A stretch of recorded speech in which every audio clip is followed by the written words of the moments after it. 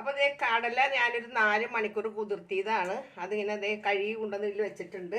ഇതിലോട്ട് ഞാൻ ഒരു തക്കാളി ഇതുപോലെ ഇട്ട് കൊടുക്കാം. അതുപോലെ തന്നെ ഒരു 1/4 ടീസ്പൂണോളം മഞ്ഞൾപ്പൊടി, ഒരു 3/4 ടീസ്പൂണോളം കാശ്മീരി മുളക് പൊടിയാണ് ഇട്ട് കൊടുക്കുന്നത്. പിന്നെ പാകത്തിനുള്ള ഉപ്പ്, ഒരു കൊത്തിയരിഞ്ഞ സവാള, ഒരു 2 അല്ലി വെളുത്തുള്ളി, ഒരു ചെറിയൊരു പച്ചമുളക് നെടുകെ കീറിയത് ഇതും കൂടെ നമുക്ക് ഇട്ട് കൊടുക്കാം.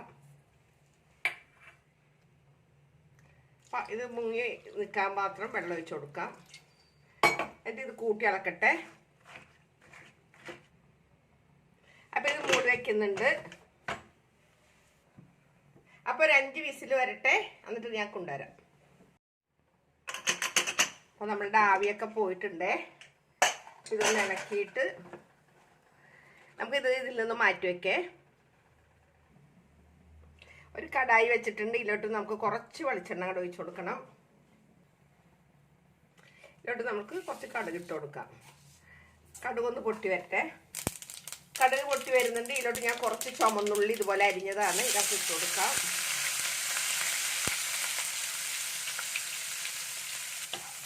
ഇതിലോട്ട് കുറച്ച് കറിവേപ്പില ഇട്ട് കൊടുക്കാം. ഇതിലോട്ട് ഞാനൊരു 2 ടേബിൾ സ്പൂണോളം തേങ്ങ ചെരിയതാണ് ഇതിട്ട് കൊടുക്കാം. ഇത് ഇതിൽ കിടന്നിട്ടൊന്ന് വരിഞ്ഞ് വരണം. ഇതിലോട്ട് ഞാൻ ഒരു ടേബിൾ സ്പൂണോളം ചില്ലി ഫ്ലെക്സ് ഇട്ട് കൊടുക്കുന്നുണ്ട്.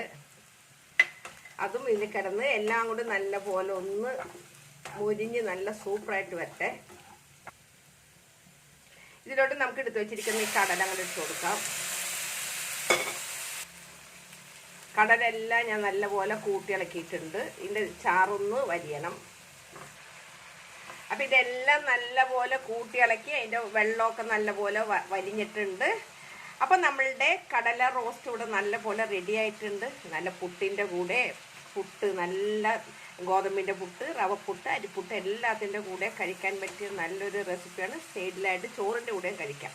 അപ്പോൾ എല്ലാവരും ഒന്ന് ട്രൈ ചെയ്ത് നോക്കുക. അഭിപ്രായങ്ങളെല്ലാം ഒന്ന് കമൻറ്റ് ബോക്സിൽ ഇടണം, ലൈക്ക് ചെയ്യുക. Okay, bye, thank U.